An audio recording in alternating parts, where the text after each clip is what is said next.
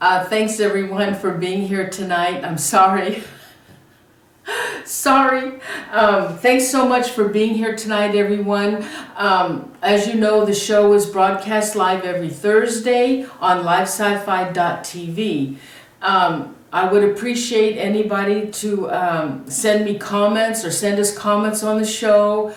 Give us a like.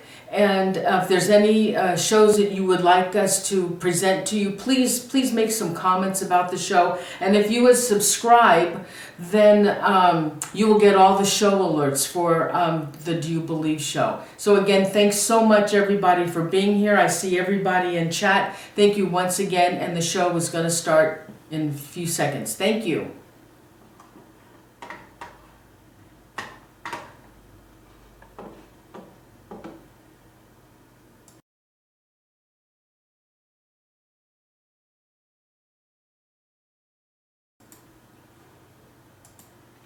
Welcome everybody to Do You Believe?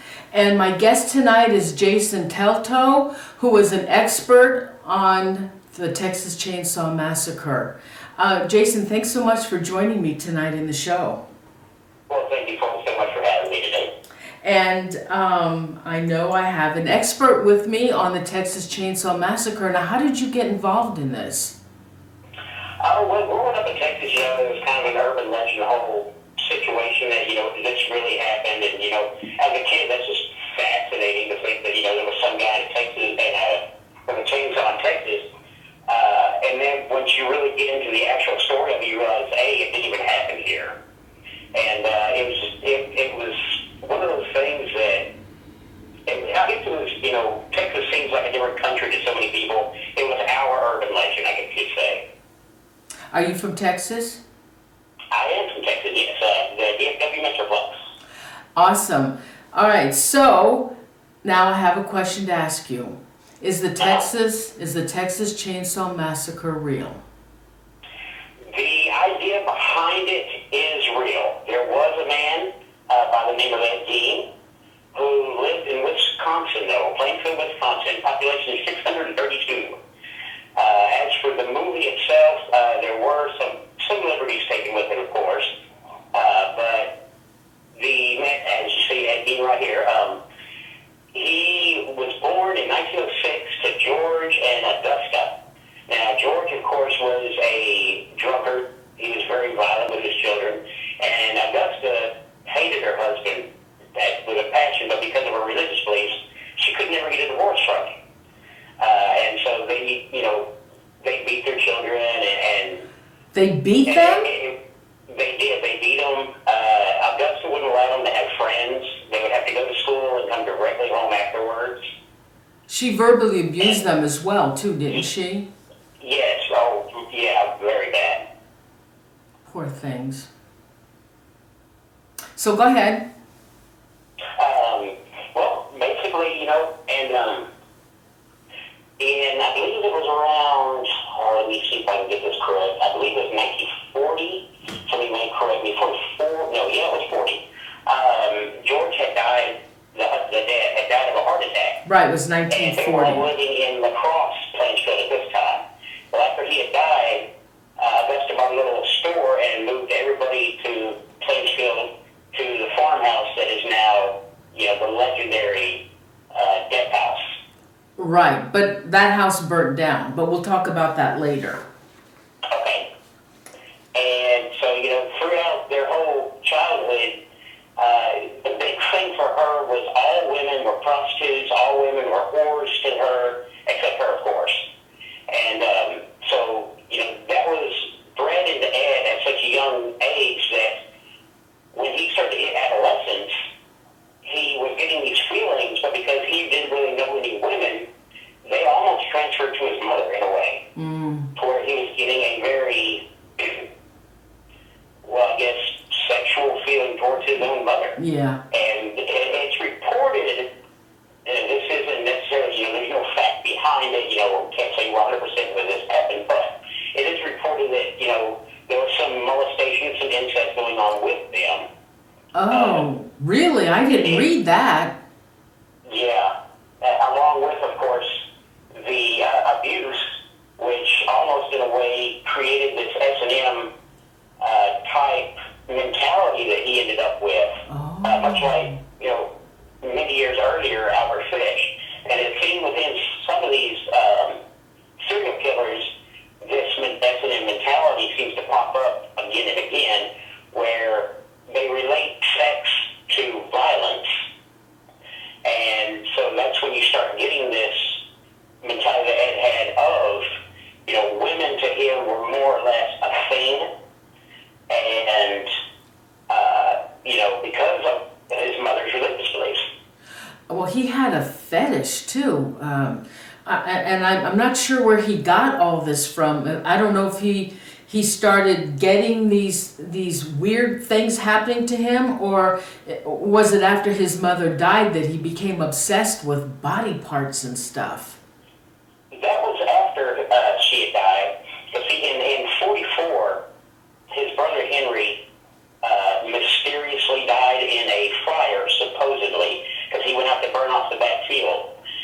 Well, reports have come in. If you read a book called Deviant, I believe it is, which is a good read if anybody gets a chance, it says that he was found with bruises upon his head. That is the only place I've ever seen where that actually said that.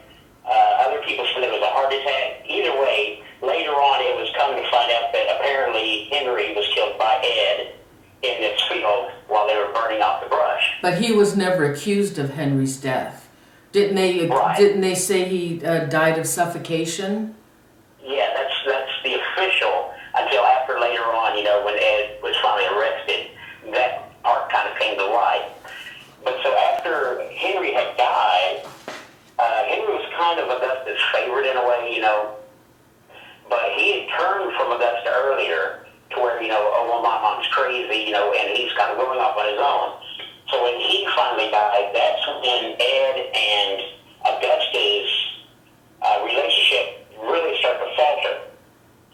And he was getting closer and closer to his mother, and she was pulling further and further away from him. Oh, really? Oh, I didn't know that.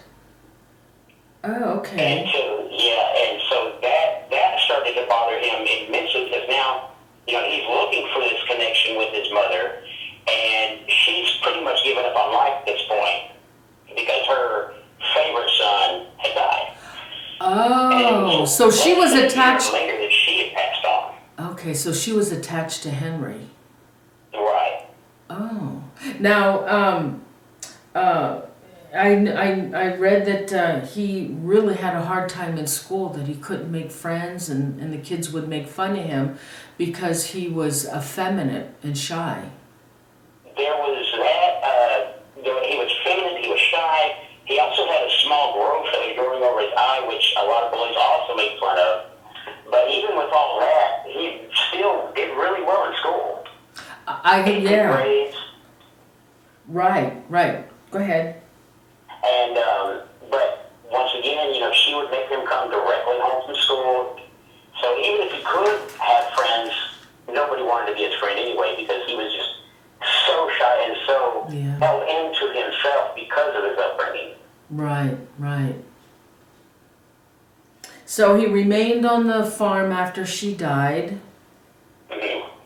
At that point, he completely boarded up every room except for the kitchen and another small room that was connected to the kitchen.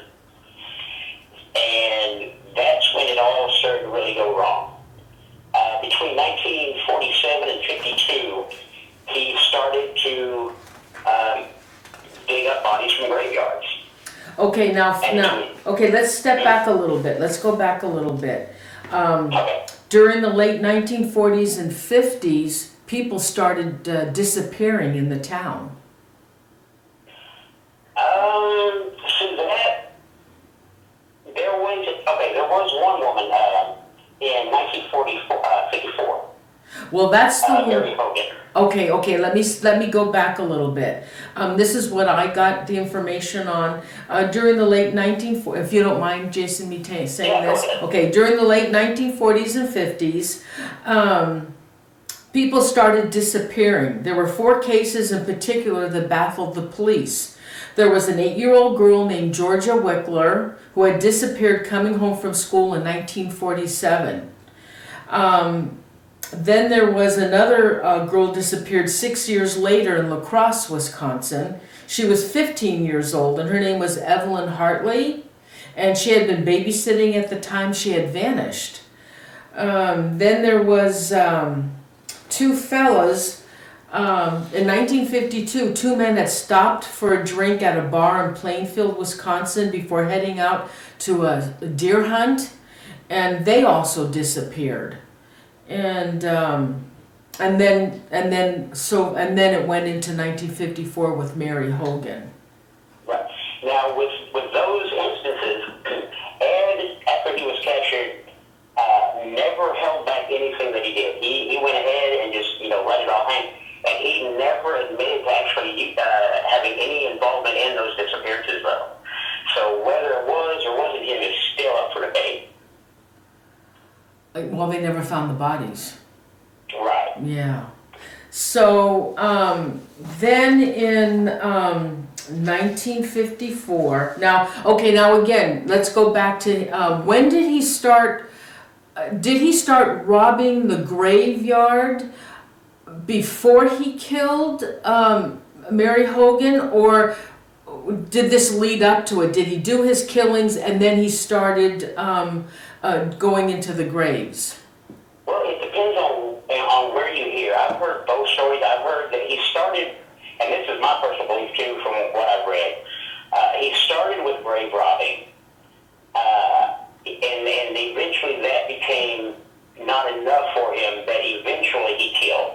And now I've also seen other websites, I think maybe Wikipedia even may have said, that he started to killed first in 1954. And I don't believe that. I think that, he started with the grave robbing, and then eventually it just wasn't enough.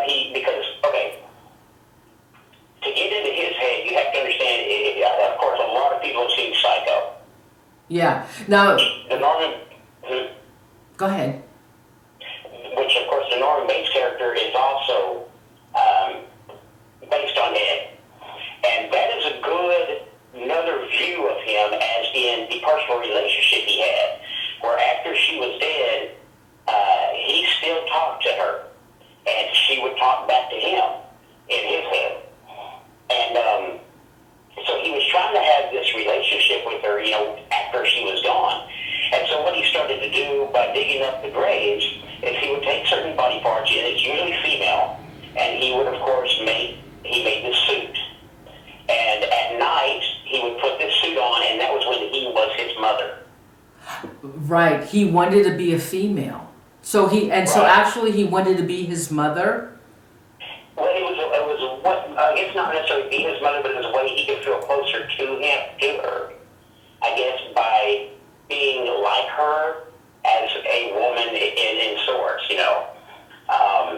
He didn't necessarily want to be her, but he wanted to have that relationship. And it's the same mentality of cannibalism with serial killers is they want to be so close to their victims, they almost have to take in their body into their own body to make it that much more real to them. Now, and so, do you see the picture that I have of the bodysuit? Yeah. That's the real bodysuit, isn't it, that they took? Yes. Okay.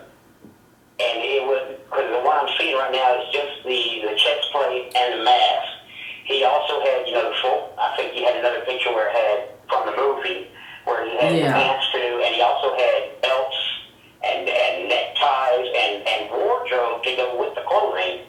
So it was kind of like he would put on the body and then he would put on clothes made of the human skin as well. Right. So, okay, go ahead. I'm just curious. I couldn't get the correlation between. Okay, so he dug up the graves for the body parts. Now, was he using the skin off of these bodies? Because he dug up fresh graves, right? They were newly dug graves to get these bodies where the skin was still intact on the body. So he used that skin to make like lampshades and other things with the skin. Yes, he made. There was when the police finally found there were human skin lampshades.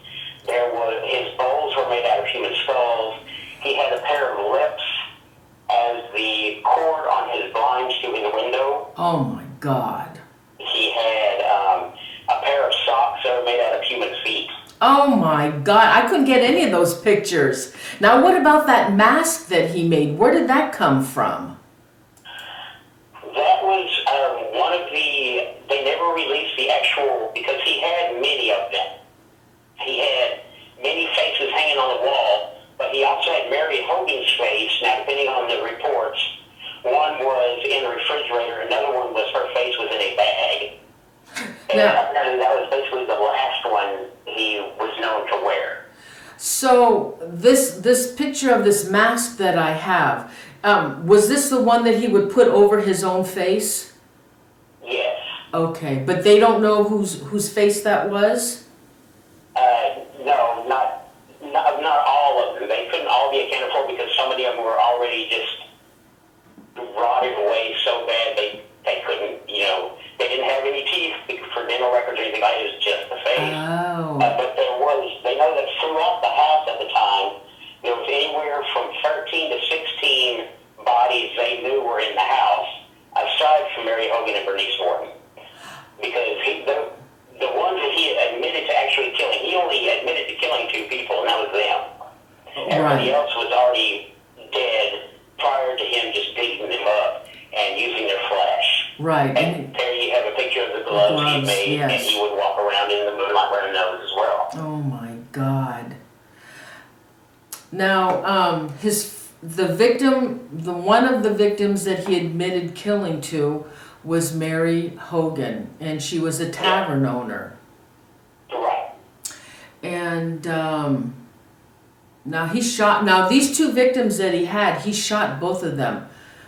Yes. Yes, he used a 22 caliber to kill both of them, which I was surprised that's how he killed them. Yeah, the one thing about Mary Hogan that you have to understand is he frequented this bar, and he talked to her a lot. They were basically friends. And the reason he liked her so much and chose her as his first live victim was she reminded him of his mother. Yeah, that's what I read, that he wanted victims that looked like his mother. Now the thing about it is, the other one, Bernice, I didn't think she looked like his mother, but I have no pictures of the parents. I wasn't able to get pictures of the parents. Right. Basically, what I've come to get concerned about what Augusta looked like physically, I think, she was a little heavier set, but the main thing that was really connecting to him was their attitudes. They were really free-spirited, which was exactly the opposite of his mother. So they kind of looked like his mother in the features, but were complete opposite mentally. And I think that kind of allowed him to reach into his inner demon and allowed him to say, oh, my mother was right about them. Well, look at her. She's a prostitute. Look at how she's acting, speaking of Mary. Because there were cases that, she'd flirt for tips. And so he'd be sitting there quietly at the bar, because he was a really quiet guy, still shy in his older years, and would be sitting there seeing her flirt with these guys to get tips. And to him, that just validated his mother's opinion of women. Oh, gotcha. Now Bernice was the other victim that he admitted to killing. Now, why did he kill her? Basically, she was a victim of circumstance. He had gone into her store to buy antifreeze, which is also going to be his downfall, but we'll get back to that later. And there was hardly anybody was around at this time. He was the only one in the store. It was just him and Bernice. And so he was just standing there, and his mother started to talk to him. You need to kill this woman. Oh my God. She's the other. And so he asked, hey, can I see that gun that was for sale? Because he wanted to go deer hunting. hunting or whatever.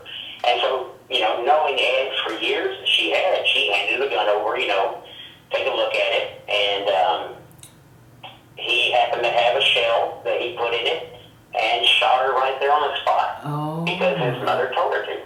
Now, I don't know, I couldn't read anywhere what he had done to Mary Hogan. I do know that there was a body that was found. I'm not sure, see the body I'm showing now? I'm not sure if that was her or not, or just one of the bodies that happened to be in his house. Because it didn't say what he did to her, but I'm assuming he skinned her and decapitated her and everything else that he did with all the other bodies. Right, he did. That one that you have right there, I believe, it's a little fuzzy here, but it's still got the head. That one, I believe, was just a body, because, Mary Hogan was decapitated, and her skull was being used as a bowl, and her face, like I said, was either in the fridge or the bag, one of the two. Now, he also had a fetish with shrunken heads. And he did, because he had a friend who would send him books, because apparently he lived somewhere in the Amazon or whatever, and would send him these death magazines and these, detective stories, and he got fascinated with Nazis, he got fascinated with headhunters and all this, and so that right there is actually, I believe, Mary Hogan. Oh, God, that's her head? Yes, that was her face. Oh, it my. said shrunken head, and I see that every once in a while, but that was actually a full-size head. Okay, that was her. Let's go back to Bernice, because what he did to her was like what you would do to a deer. Now, was there any information on him going deer hunting at all? Yeah, because given the fact that the whole family was so secluded and really didn't want to have anything to do with the outside world, they farmed, they got their own food, and the Wisconsin area is really ripe with deer. And so, he grew up seeing his father gut deer exactly as he did Bernice. And so after he killed her in the store and drug her out, he put her in a truck and took her and, went straight to the barn and did that to her. He strung her up and gut her out like a deer. Yeah. And that's where he made his downfall, because Bernice's son had come into the store and saw the blood, so he knew something had happened. Well, he just happened to look at the registry to see who the last person in there was, and 8 pints of antifreeze were sold to Ed Gein. And so, and you got to understand, at this point, he'd already been people were suspicious of him. Because, he was quiet, and there were children that would come to his house and hang out and see this stuff. Right. See the shrunken heads. And he would just tell, well, my cousin or whoever sent them to me from, across the ocean. And so I'm sure those kids went back and told their parents. Oh, I'm sure they did. But I don't think the parents believed. He had shrunken heads. So he was already going to be a suspect. I don't think the parents believed the kids, though. I think it was so bizarre that they didn't believe him.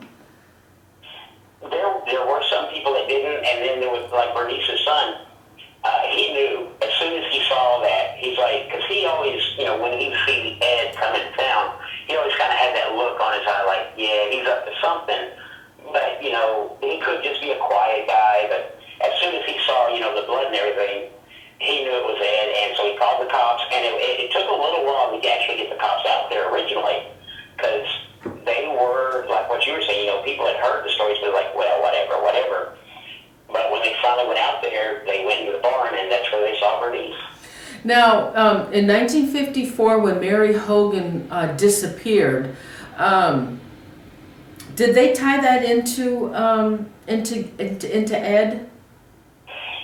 That was nothing. That there was a sheriff that never really liked Ed anyway, and he kept on his name when well, who could have done this? He'd bring Ed's name up, but everybody else was basically friends of Ed, because it was such a small community. And in communities like that back in the 50s, everybody tried to be each other's friend. Uh-huh. But I just lost track of thoughts.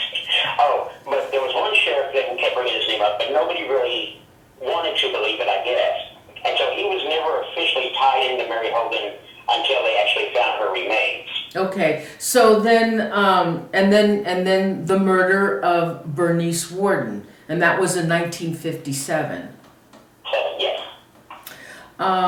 So what finally happened? How did they finally catch him?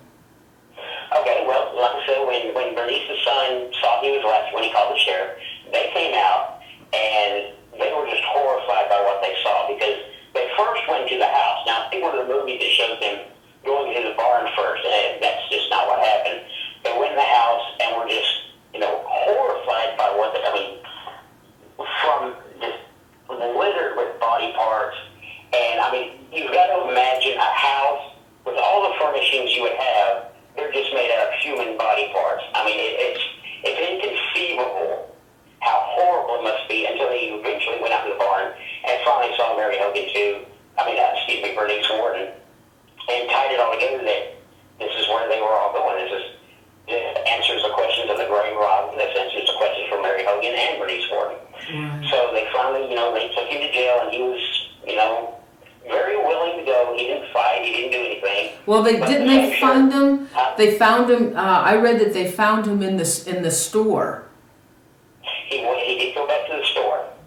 I think there's once again, the stories on it, they're so varied because there's so many people that put in the legend as opposed to just the facts. And I wish they could leave just facts, but supposedly he went back to clean up his mess because he was originally going to do it, but people started coming around, and so he wanted to get the body in the truck and get her home first, and then he came back afterwards to kind of clean up his mess. And he was really just relaxing too, because I believe he was also planning on going to the bar afterwards. Oh. Now, of course, different wages after so many years later, but. I did get a picture of the one of the rooms that he didn't touch because he left the upstairs as a shrine to his mother, and I happened to be showing that the one decent room. I guess that the photographers took of the one cleaned room. So then they came in, and I guess they started rummaging. The crime lab came in, and they started looking for any evidence that they had on what he was doing. Right, they came in and they found anywhere from 13 to 16 bodies other than the two live victims being Mary and Bernice. And it took them a long time to do everything and write it all down because there was just so much stuff in this house. He was a pack rat along with the body parts, so it was just tons and tons of stuff. Oh, They had to go through every little bit because you didn't know where he had stuff because, they went through a big pile of stuff under his bed, and that's where they pulled out a shoebox full of vulvas and nipples and noses. He had a box of noses. There was just stuff stashed everywhere in that house. Oh my God. What was he doing with all that stuff? He would just collect. He was a collector, basically. Some of it he would use to make his, things, his outfits or his clothes or his furniture, and others he would just collect. And he strangely enough, had an affection for female sex organs, that those he would do one of two things: he either collected them or he ate them. Oh my God! Was he a cannibal as well? He was. He did eat some of his victim stuff. Now, once again, there are different, there was said that there was body parts in the refrigerator, and there was a heart on the stove ready to be cooked. Now, once again, that could be legend because who would just leave a heart in a pan? Oh, when he's not even in the house, of course. But, so, with something as horrific as this, people almost make it legend just so they can deal with the atrocity. It's so hard for us to wrap our mind around. There are people in the world like this doing this. He had a Christmas tree that had ornaments of male testicles. Oh my God. How can you even imagine something like that? Oh my God. So far gone. Wow. So then, They arrested him, but they found him mentally incompetent. They did. Now, one thing that sheriff I was telling you about that didn't like him, he actually, when he was interrogating Ed, slammed Ed around, banged his face into a brick wall, really messed him up good. And so the first confession he gave was deemed inadmissible in court because of how it was obtained. Oh my So God. that had a lot to do with the fact that he wasn't found, guilty of these charges. I mean, he was found guilty of the charges, but he was allowed to be deemed insane because back then it was really hard to get an insanity plea. The whole mental illness thing wasn't like it is now. It was like, oh, well, you're insane. You had the Jekyll Hyde thing back then where you had two personalities, but when they saw what he had done, I think, really just laid it out. And but he died in 1984. Okay, wait a minute. Let's step back a little bit. Now, because he had been institutionalized for 30 days, they could not put him on trial for first-degree murder. Right. So what happened after, 7 or 10 years he was in the mental institution, and they declared that he was competent enough to stand trial. So from what I read, they could only convict him of one murder, and that was Bernice. And because of money, they couldn't put him on trial again for the second murder of Mary Hogan. Right. Because you can't be tried twice for the one, and because it was all due to the one full, his life basically. It wasn't seen as multiple crimes. It was he's on trial for this atrocity that he committed, and so in one mental institution he is found guilty, and then that's when they sent him to Mendota. Oh yeah, something like that. Mendota, something like that. Yeah. Where he finally ended up, and people say, and I hate to say this, but he was a model prisoner there. Yeah. They said he was one of the nicest guys they've ever met. Yep, that's what I read. They loved him. They loved talking with him. The psychiatrist, the other patients, they loved him. Now, he died, when did he die now? Oh, here, I have a picture. Okay, so what happened is when they arrested him, somebody set his house on fire because it was a mysterious fire. Right. Nobody knows who did it. It just one night, it was burning. And there's been talk around town that it was Bernice's son that actually kind of got the townspeople together to do it. And set the place on fire, yeah. Right. And that house no longer stands, and I have the area now where his house once stood. Now, did you know that they had one of the newspapers went up for auction and they got $400 for one of those newspapers? Wow, I did not know that. Yeah. And so he died in 1984. Yeah. And how did he die? It was congestive heart failure. Right. And so because of Ed Gein, 3 other movies were kind of modeled after him. What were those 3 movies? Actually, there was quite a few, but the ones that are the biggest ones were Psycho, Silence of the Lambs, and contrary to belief, I've heard a lot of people say that Hannibal Lecter was based on it. It was actually Buffalo Bill who wore the skins of the ladies. So Psycho, there was one called The Range, which is probably the closest film I've seen to the actual Ed Gein story. And then, of course, Texas Chainsaw Massacre. Right. Well, Jason, do you want to give people your website where they can find you? And Jason is you're part of Dark Corners Productions? Darkest Corners Productions, yes. And you're also making a movie, is that correct? We are. We're making quite a few, but the one that I think everybody would be interested in is the Texas Chainsaw Maniacs. Yeah. What's your website, Jason? Darkest Do we have a little time where I can discuss some of the TCM factors about Ed? Oh, sure. Go ahead. Let me see. Does any of the viewers have any questions that you'd like to ask Jason about Ed before Jason continues? Anybody have any questions?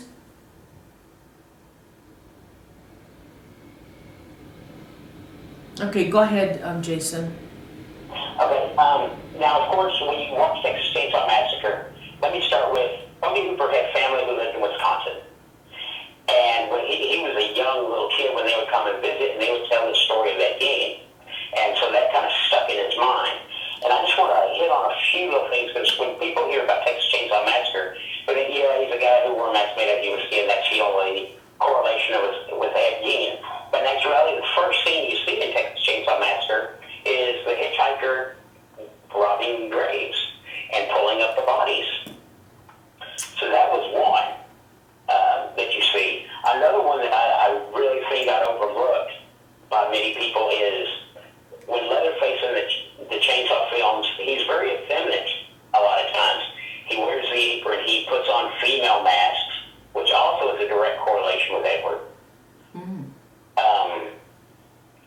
But I think, and of course you got the house and all that with all the same props that Robert Burns made for the movie were straight out of Edward's life, you can tell.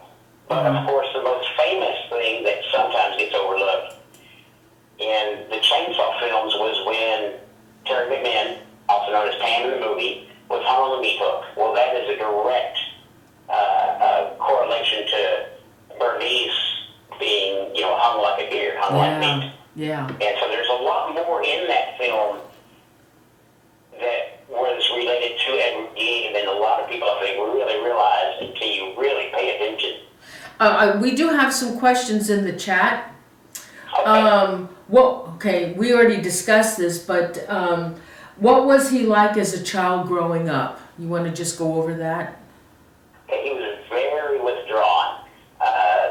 The only friend he had was his mother, and he hung out with his brother and going fishing and hunting. But yeah, he was really quiet, shy, good grades, but bullied to no end. Is there any history about that? Actually, I read that there's not much said about him anymore, that most of that's been lost.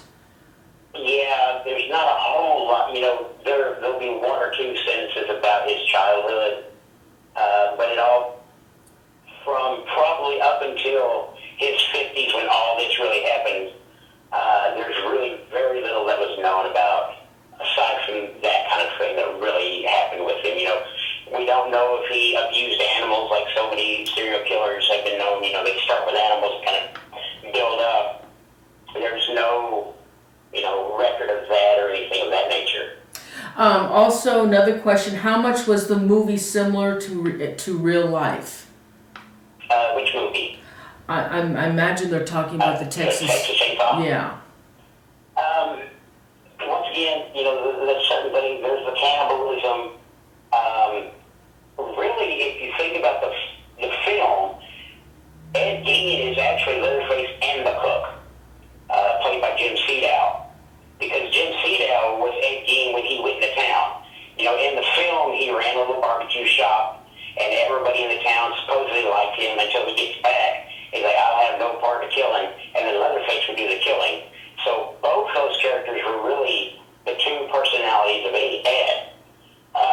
But all in all, aside from the few little minor things I've talked about, it wasn't in Texas. He never, necessarily used a chainsaw. We don't know what he used to dress out Bernice Worden's body like he did. I guess he could have used a chainsaw, but more likely it was a buck knife or something like that. Mm-hmm.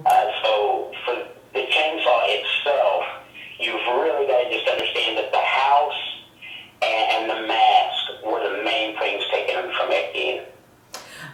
Now, let's see. What made his mother so crazy? Well, if you read, it talks about her being a Lutheran. Now, I'm not sitting here saying that religion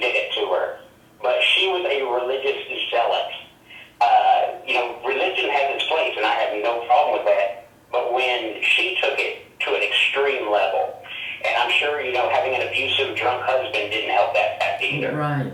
And so mixed with that, but the main thing that when Augusta was talked to about, it was always just her religious beliefs that she took to a ridiculous extreme. Right. Okay. I'm looking through to see if there's any other questions. Yeah, they said Ed didn't have a chance. Yeah. Okay, well, I guess that's it. Well, Jason, thank you so much for being my guest on the show tonight. It was a pleasure to have you, and all the information that you shared with the viewers about Ed Gein. Very informative. I appreciate it. Thank you very much. And thank you, and good luck to you. Well, thank you very much. Thank you so much. Good night. Good night. Thank you. Bye-bye. Bye. Well, everybody, I hope you enjoyed the show. Thank you so much, and thanks so much for being still in chat. And thank you, everybody, for joining us tonight.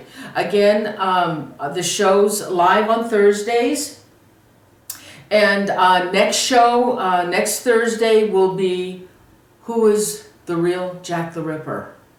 So I hope you join us next week at same time, livesci-fi.tv. Don't forget to leave comments, give us a like, and any comments as well that you'd like us, what kind of shows you'd like to present to you. So everybody, I'm going to say good night and thank you so much. And hi everybody, thank you. Thank you so much for being with us. I really appreciate it. Good night everyone, thank you.